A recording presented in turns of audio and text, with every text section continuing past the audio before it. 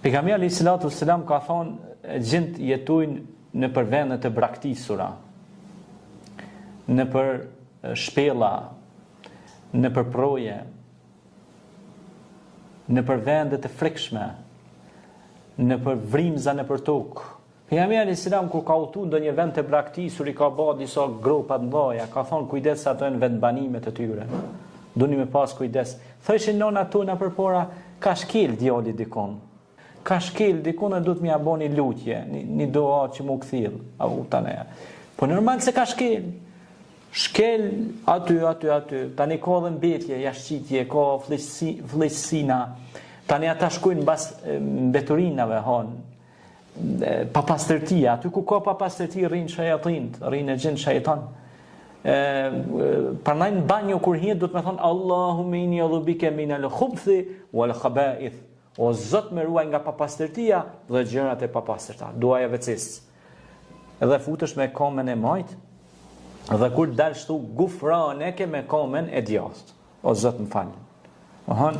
Edhe në banjë nuk bën me përmend, domethënë Kur'an ose diçka, ato s'është e ndalueshme, por është duaja para se mi hin WC, thuhet lutja edhe kur dalsh pe WC. Dhe ata rrinë në për ambiente, pastaj ka pe gjenve zhytës. Përmendën kohën e Sulejmanit alayhis salam që zhyteshin në thellësitë e oqeaneve dhe merrnin nga ata lu'lu wal marjan, nga ata xhevahirët e shkëlqyshëm, pra diamantet e shtrenjtë që kushtojnë shumë. Pastaj ka pas pe atyre pra që jetojshin në për thatësina, në për lagshtina.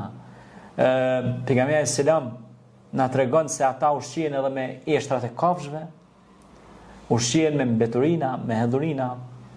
Pastaj pejgamberi alayhis salam na ka mësuar që të kemi kujdes, mos të hedhim ujë nxehtë pa bë bismillah. Ata jetojnë në për vende të braktisura. Pastaj ka pas për tyne që tregohet se kanë jetuar edhe në për hapësira ujore, në për lumej, në liqene, në oqeane të caktume, pra i kanë vendbanimet e tyre. A kupton e ja.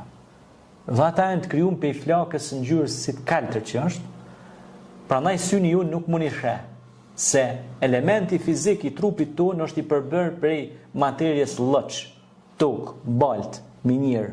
Kurse flaka është me të dukshme, ke pasi është e shpeshherë ajo kur hapet në kozmos, në gjithësi, ajo nuk mund të shihet normal, edhe pse vepron.